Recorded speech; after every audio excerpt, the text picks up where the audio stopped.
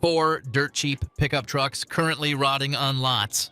Right now, 4 pickup trucks are rotting on used lots across the country. A first-generation Toyota Tundra carrying a Lexus 5.8 going for under $12,000. A Honda Ridgeline that truck purists dismissed and mechanics quietly own. A Chevy Colorado with a bulletproof inline 5-cylinder that nobody talks about.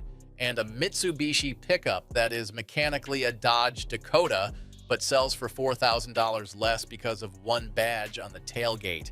I have been wrenching for over 20 years. Here is exactly why all 4 deserve your attention and where to find them before somebody else does. Number 4. Chevy Colorado / GMC Canyon 2004 to 2012. Number 4, the Chevy Colorado and its twin, the GMC Canyon, from 2004 to 2012. I want to tell you about a guy named Marcus, 32 years old, works in HVAC, needed a truck that could haul equipment 5 days a week without bleeding him dry on repairs. He came into my shop last spring asking me to inspect a 2008 Ford Ranger he had found for $8,200. It was clean enough. 141,000 miles, but on cold start, the timing chain tensioner had a faint rattle that told me money was going to leave his wallet within the next 12 months. I told him to hold off. Then I pulled up a listing on my phone, a 2008 Chevy Colorado LT extended cab, 3.7-liter inline 5-cylinder, 127,000 miles. Clean frame, $5,400. He had never heard of the 3.7 inline 5. Most people haven't. That is the entire reason this truck is cheap.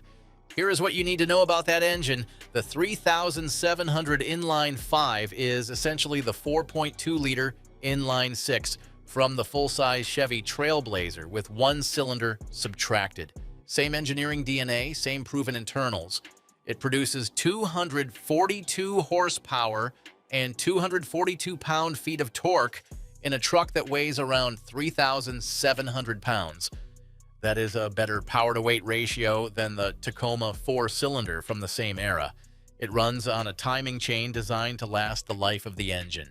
No turbochargers, no direct injection carbon buildup, no dual clutch transmission gambling, port fuel injection that works and keeps working. GM paired it with either a 5-speed manual or a 4-speed automatic.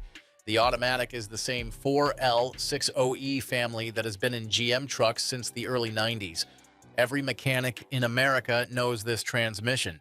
Parts are everywhere and cheap. A full rebuild at any independent shop runs about $1,600 installed. One modern Ford 10-speed automatic failure starts at $3,500 and goes up from there.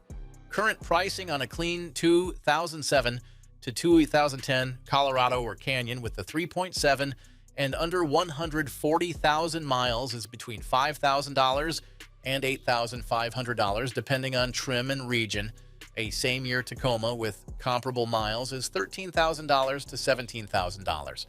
You are looking at an $8,000 gap between two trucks that in daily reliability are far closer than that price difference suggests. Marcus bought the Colorado. That was 11 months ago. He has since put 19,000 miles on it. Total repairs, one set of rear brake pads, and an oil filter housing O-ring that cost him $14.20 on a Sunday afternoon. When you inspect one, check 3 things. First, test the 4-wheel drive engagement on any 4x4 model. The encoder motor that locks in 4-wheel drive is a known weak point. Test it yourself in a parking lot before signing anything. Repair runs about $280. Second, look for oil leaks around the valve cover and the oil pressure sending unit. Both are common at higher miles and inexpensive to address if caught early. Third, inspect the frame rails behind the cab on any Rust Belt truck. The Colorado's frame is solid, but the rear sections collect moisture. Poke it with a screwdriver. If it holds firm, you are in good shape. This truck will not win staring contests, but if you need something that hauls, lasts, and does not drain your account every 6 months, the Colorado is one of the best deals sitting on any lot in America right now. Number 3, Toyota Tundra 1st Gen 2000 to 2006. Number 3, the first generation Toyota Tundra from 2000 to 2006 with the 4.7-liter V8. Here is a fact that shocks almost every customer I share it with. The 4.7-liter 2UZ-FE-V8 that Toyota put in this truck is the same engine family used in the Lexus LX47, the Lexus GX470, and the Land Cruiser. Toyota was so confident in this engine that they put it in their flagship luxury SUVs. The exact same block, the exact same heads, the exact same engineering, and right now you can buy it in a pickup truck for under $12,000. Retired school principal named Roger came into my shop 2 years ago. He had been driving his 2004 Tundra Access cab since he bought it new. He was at 278,000 miles and wanted a full inspection before deciding whether to keep it or sell it. I put it on the lift and spent 2 hours going through every system on that truck. The original engine was still within factory compression spec on all 8 cylinders. The original automatic transmission shifted cleanly and held every gear. The frame was solid. The suspension showed expected wear for the mileage, but nothing close to catastrophic. I told Roger to drive it to 400,000 miles and call me when he got there. The 2UZ-FE produces 245 horsepower and 315 pound-feet of torque.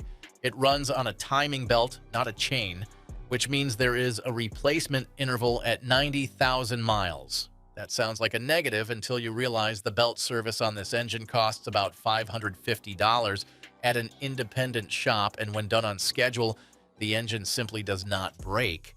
No variable valve timing failures, no cam phaser problems, no cylinder deactivation, solenoids clogging at the worst possible time. It just runs. Current pricing on a 2003 to 2006 Tundra double cab with the 4.7 and between 100,000 and 130,000 miles is $9,500 to $14,000. A same-era Tacoma with the 3.4-liter V6 and similar miles is $14,000 to $19,000. You are getting more engine displacement, more cab space, more bed length, and higher tow rating for less money. The market just never gave the first-gen Tundra the cult status it deserved because it drove more like a comfortable cruiser than a sport truck. That is the only reason it is cheap. The engineering does not care about cult status. Inspection checklist. First, confirm the timing belt service history. If there are no records, budget $550 and do it before you drive it anywhere. Non-negotiable. Second, check the rear frame for rust. Early Tundras, particularly from the Rust Belt, had well-documented frame corrosion problems. Toyota extended warranty coverage on this specific issue. Run the VIN against Toyota's frame recall database before you buy. Third, test four-wheel drive engagement and differential lock if buying a four-wheel drive model. The actuators are reliable, but need to be physically tested. Any hesitation or grinding means factor in $350 for an actuator replacement and negotiate accordingly. If the frame is solid and the timing belt is current, this truck will run another 150,000 miles on basic maintenance. Nobody is buying them right now because they do not look modern. That is your entire advantage. Number 2, Honda Ridgeline, first gen 2006 to 2014. Number 2, the first generation Honda Ridgeline from 2006 to 2014. I already know what half of you are thinking. I hear it every time I bring this one up, and every time I share it with a customer who actually needs a reliable hauler for the next decade rather than something that looks aggressive at a stoplight. They end up buying one and thanking me 6 months later. A woman named Diane came in 3 years ago. She needed a truck to haul mulch, tow a small utility trailer for her landscape business, and commute 35 miles each way to work every single day. Budget was $15,000. She had been pricing used Tacomas and kept getting pushed out. I suggested the Ridgeline. She looked at me the way most people do, skeptical, almost offended. She bought a 2011 Ridgeline RTL with 89,000 miles for $13,200. She is now at 174,000 miles. Total maintenance spend in that time, $1,100. Brakes, tires, and one set of spark plugs. The truck has not had a single unscheduled repair in 3 years of daily use. Here is the technical case. The Ridgeline runs the same 3.5-liter J35 V6 found in the Acura MDX, the Honda Odyssey, and the Honda Pilot. Honda has been building and refining this engine family for over 2 decades. It produces 247 horsepower, pulls 5,000 pounds, and in my experience, it gets past 250,000 miles without complaint when the oil gets changed on schedule. Timing belt with a 105,000-mile service interval. No turbocharger, no direct injection, no cylinder deactivation system waiting to fail at 95,000 miles. Honda built this engine to run long, and they delivered on that. The 5-speed automatic paired with it is equally solid. I have serviced dozens of these transmissions. They are straightforward, well understood, and parts are everywhere. Current pricing on a 2011 to 2014 Ridgeline with 90,000 to 120,000 miles is $11,000 to $16,000. A comparable Tacoma in the same window is $18,000 to $25,000. That is at minimum a $7,000 gap for a truck with comparable real-world reliability and lower average annual repair costs. There is also a feature most people forget. The Ridgeline has an in-bed trunk, a lockable, weatherproof storage compartment built directly into the bed floor. If you have ever had tools stolen out of an open truck bed, that detail alone is worth serious consideration. Inspection checklist, confirmed timing belt service records. Same rule as the Tundra. No documentation means budget $650 and do it immediately. Check the VTM4 rear differential fluid. Honda specifies a proprietary fluid for this system, and the majority of previous owners skipped the change interval. Contaminated fluid causes rear differential shudder in slow, tight turns.